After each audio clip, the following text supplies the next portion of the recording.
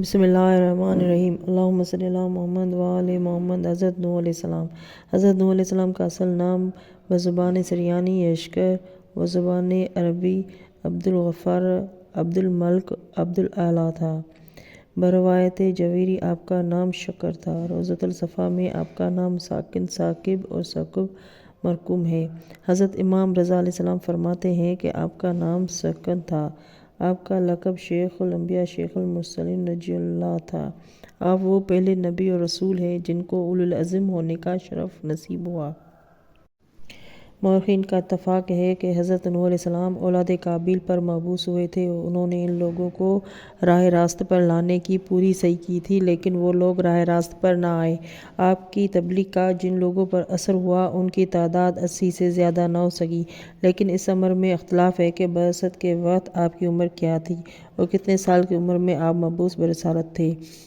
ایک روایت میں ہے کہ آپ 250 سال کی عمر میں مبعوث ہوئے، ایک روایت میں ہے کہ 400 سال مروی ہے، ایک روایت میں 460 سال ہے۔ مورخ طبری کا بیان ہے کہ حضرت نوح علیہ السلام 50 سال کی عمر میں مبعوث ہوئے اور 950 سال انہوں نے تبلیغ کی تھی اور 80 آدمی مسلمان ہوئے تھے۔ وہ زمین کی تمام مخلوق کے نبی تھے۔ ان پر کوئی صحیفہ نازل نہیں ہوا بلکہ وہ صحف سابقہ کے پابند اور انہی پر عامل تھے، لیکن حضرت امام جعفر صادق علیہ السلام فرماتے ہیں کہ حضرت نوح علیہ السلام 850 سال کی عمر میں مبعوث برسالت ہوئے تھے۔ حضرت نوح علیہ السلام تبلیغ کے ارادے سے آبادی میں پہنچے تو دیکھا کہ 70,000 آدمی جو قوم کے سربراہ ہیں وہ عید کے سلسلے میں ایک جگہ جمع ہو کر بتوں کی پرستش میں مشغول ہیں۔ حضرت نوح علیہ السلام نے بلند آواز سے فرمایا لا الہ الا اللہ، اور اسی کے ساتھ ساتھ حضرت آدم علیہ السلام، حضرت ادریس علیہ السلام، حضرت ابراہیم علیہ السلام، حضرت موسیٰ علیہ السلام، حضرت عیسیٰ علیہ السلام، حضرت محمد مصطفیٰ صلی اللہ علیہ وآلہ وسلم کی نبوت کا حوالہ دے کر اپنی بات منوانے کی صحیح کی۔ کہا کہ یہ سب حضرات اس امر کی گواہی دیں گے کہ تم سے خدائے واحد کی اطاعت کا اقرار لینے کے لیے تم تک آیا ہوں۔ یہ سن کر سرکشوں پر ایسی ہیبت طاری ہوئی کہ سب لرزنے لگے اور اس پر مستعصم یہ ہوا کہ ان کے آتش کدے ٹھنڈے ہو گئے۔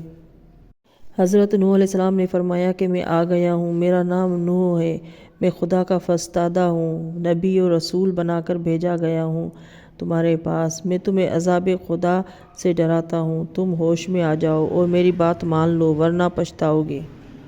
حضرت نوح علیہ السلام کی 10 ایسی خصوصیتیں تھیں جو دوسرے انبیاء اور مرسلین میں نہیں ملی۔ وہ پہلے اولو العزم پیغمبر ہیں، ان سے قبل کوئی پیغمبر اولو العزم نہیں گزرا۔ چونکہ طوفان میں فرزندان آدم مطلقاً ختم ہو گئے تھے اور سوائے نوح علیہ السلام ان کی 3 اولادوں کے باقی نہ تھا، لہٰذا انسانوں کی نسل دوسری بار انہی سے بڑھی ہے، لہٰذا انہیں آدم ثانی کہا گیا ہے۔ وہ تمام اہل زمین پر مبعوث ہوئے تھے۔ ان کی نبوت مشرق اور مغرب اور شمال سے جنوب تک پھیلی ہوئی تھی۔ وہ پہلے نبی ہیں جن کو ساری مخلوقات کے کافر ہونے کا شدید صدمہ تھا۔ وہ پہلے نبی ہیں کہ ان کی بد دعا سے طوفان آیا اور ساری امت ہلاک ہو گئی۔ حضرت نوح علیہ السلام وہ پہلے نبی ہیں جو رسول کریم صلی اللہ علیہ وآلہ وسلم کے بعد سب سے پہلے زمین سے برآمد اور مبعوث ہوں گے۔ انہوں نے تمام انبیاء سے زیادہ عمر پائی تھی۔ بہت زیادہ طویل عمر ہونے کے باوجود ان کے اعضاء میں آثار پیری آویزاں نہیں ہوئے تھے۔ عبادت الہی سے اس درجہ شغف رکھتے تھے کہ تبلیغ میں پوری توجہ کے باوجود شب و روز میں 700 رکعتیں نماز ادا کیا کرتے تھے۔ تبلیغ کے سلسلے میں بے انتہا اذیت کے باوجود دل تنگ نہیں ہوتے تھے اور بڑے استقلال کے ساتھ قولوا لا الہ الا اللہ کہتے جاتے تھے۔ مورخین کا کہنا ہے کہ حضرت نوح علیہ السلام بعثت کے بعد ہمہ وقت تبلیغ میں مصروف رہتے تھے اور اس مقصد کے لیے نہ دن دیکھتے تھے نہ رات کی پرواہ کرتے تھے۔ انہیں جب کسی جگہ مجمع نظر آتا تھا تو اس سے ڈراتے اور ایسا بھی کرتے تھے کہ رات میں دروازہ کھٹکھٹا کر کہتے تھے قولوا لا الہ الا اللہ، تم لوگ اس امر کا اقرار کرو کہ اللہ کے سوا کوئی معبود نہیں۔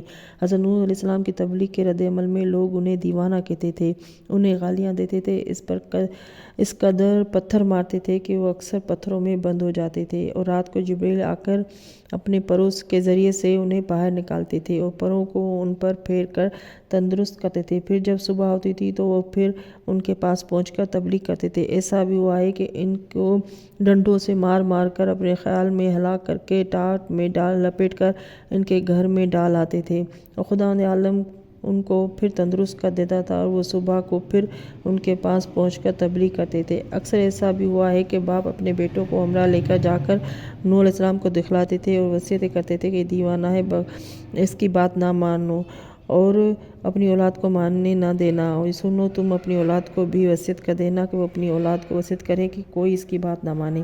ایک مرتبہ ایسا ہوا کہ ایک شخص مسلم کسی اپنے ایک فرزند کو لے کر حضرت نوح علیہ السلام کے پاس پہنچا اور اپنے خاندانی دستور کے مطابق اسے ہدایت کرنے لگا کہ یہ دیوانہ ہے، اس سے ہوشیار رہنا، اس کی بات کبھی قبول نہ کرنا۔ یہ سن کر اس کے بیٹے نے باپ کے ہاتھ سے ڈنڈا لے کر حضرت نوح علیہ السلام کے سر مبارک پر زور سے دے مارا کہ سر شکفتہ ہو گیا۔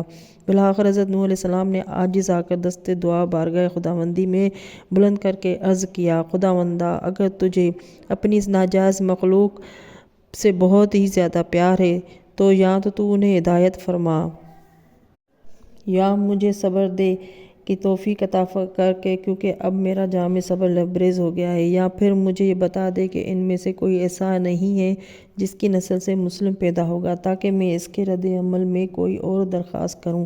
حضرت نوح علیہ السلام کی استدعا اور گزارش پر خداوند عالم نے فرمایا کہ اے نوح، یہ ایسے لوگ ہیں کہ جن کی نسل میں مسلمان کا پیدا ہونا بہت مشکل ہے۔